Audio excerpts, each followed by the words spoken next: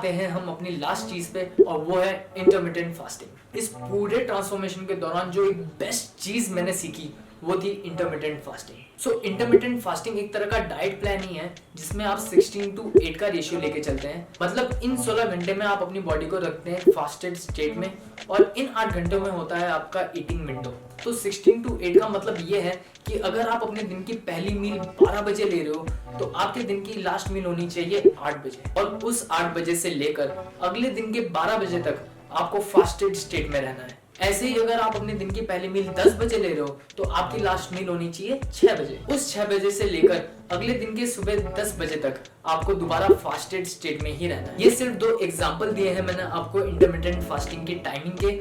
आप इसको अपने कंफर्ट लेवल के हिसाब से अपने स्केड्यूल में कैसे भी फिट कर सकते हो। अब आ जाते हैं इस बात पे कि इंटरमिटेंट फास्टिंग इस लिस्ट में क्यों है। इंटरमिटेंट फास्टिंग मेरा फेवरेट डाइट प्लान है क्योंकि इसके बहुत से फायदे हैं। सबसे पहला तो ये कि आपको इन्हीं 2 मील्स में अपना डेली कैलोरी इंटेक पूरा करना पड़ता है। तो सबसे पहली चीज समझना जरूरी है कैलोरी इंटेक। तो 3 तरह की चीजें होती हैं। मेंटेनेंस कैलोरी, ये वो कैलोरिक अमाउंट होता है जिसको खा के ना तो आपका वेट कम होगा और ना ही बढ़ेगा।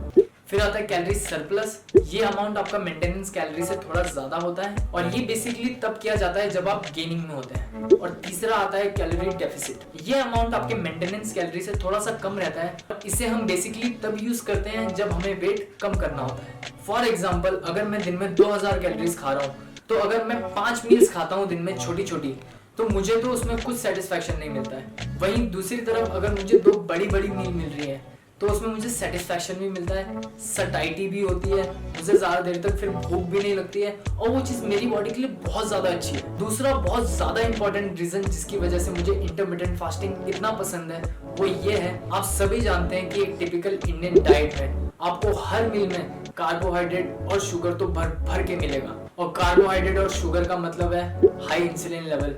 और जैसा कि मैंने आपको समझाया, हाई इंसुलिन लेवल मतलब मेरा फैट कटिंग प्रोसेस वही शट डाउन। तो इसीलिए हमारे पे सिर्फ 2 ही ऑप्शन बचते हैं। पहला ऑप्शन जो कि टफ है वो ये है कि आप अपनी डाइट से कार्बोहाइड्रेट और शुगर को बिल्कुल ही हटा दीजिए। दूसरा इजी ऑप्शन ये है कि आप अपनी एग्जिस्टिंग डाइट के साथ ही ये ट्राई करो कि आपका इंसुलिन स्पाइक दिन में कम बार हो। फॉर एग्जाम्पल, एक इंडियन घर में 3 टाइम की मील तो बनती ही बनती है और 2 टाइम के स्नैक्स अलग से। तो अगर दिन में आप 5 बार ही खा रहे हो तो मतलब आप 5 बार अपना इंसुलिन स्पाइक कर रहे हो, और 5 बार इंसुलिन स्पाइक होने का मतलब ये है कि आपका इंसुलिन हाई रहेगा काफी ज्यादा टाइम के लिए। सो जितना ज्यादा टाइम के लिए आपका इंसुलिन लेवल हाई रहेगा उतने ही ज्यादा देर के लिए आपका fat burning process shut down रहेगा। सो इंटरमिटेंट फास्टिंग का मतलब ये है कि आप दिन में सिर्फ 2 बार खाना खा रहे हो, और 2 बार खाना खाने का मतलब ये है कि आपका इंसुलिन स्पाइक भी सिर्फ 2 ही बार हो रहा है दिन में। सो अल्टीमेटली जिसका मतलब ये है कि ओवरऑल दिन में ज्यादातर टाइम आपका इंसुलिन लो रहेगा, और लो इंसुलिन हमारे फैट लॉस के लिए कितना बेनिफिशियल है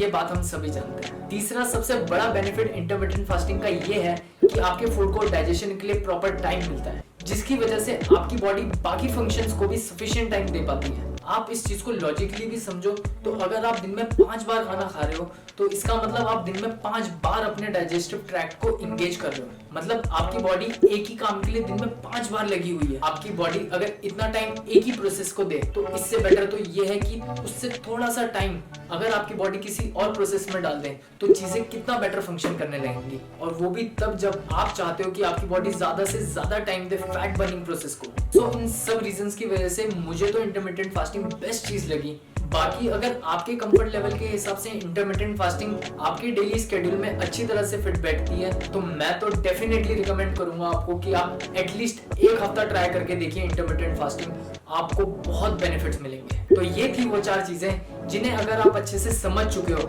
और अगर इन चीजों को आप अच्छे से इंप्लीमेंट करते हो अपनी लाइफ में तो ट्रस्ट मी, मेरे से भी बहुत जल्दी आप अपना बॉडी ट्रांसफॉर्मेशन कर पाओगे, क्योंकि मुझे खुद ये बातें बहुत बाद में पता चली थी। अब आपके पास 3 ऑप्शंस हैं, या तो आप अपने फेवरेट फूड आइटम्स को सैक्रिफाइस करें और स्लोली वेट लूज करें, या फिर आप इन 4 चीजों को अपनी लाइफ में इंप्लीमेंट करें और अपने फेवरेट फूड आइटम्स को भी इंजॉय करें और साथ ही साथ रैपिडली वेट भी लूज करें। और तीसरा ऑप्शन उन लोगों के लिए जो अपनी क्रेविंग्स को कंट्रोल कर सकते। आप इन 4 चीजों को अपनी लाइफ में इंप्लीमेंट करें, ट्राई करें लो शुगर और लो कार्ब डाइट में रहने की, और थोड़े वक्त के लिए अपने फेवरेट फूड आइटम से दूर हो जाएं। अब आप इस बात को अच्छे से समझ ही सकते हैं कि अगर मैं इस डाइट के साथ 60 से 70 दिनों में ही अपना 22 kg वेट श्रेड कर सकता हूँ बिना जिम के, सिर्फ घर में वर्कआउट करके और इन 4 चीजों को इम्प्लीमेंट करके। तो आप कितनी जल्दी अपना वेट लूज कर पाओगे अगर आप इन 4 चीजों को फॉलो करो, एक स्ट्रिक्ट डाइट प्लान के साथ और एक प्रॉपर वर्कआउट रूटीन के साथ। तो लास्ट के दोनों ऑप्शंस पॉसिबल तभी हैं अगर आप मेरे बताए हुए होम वर्कआउट को रेगुलरली फॉलो करें।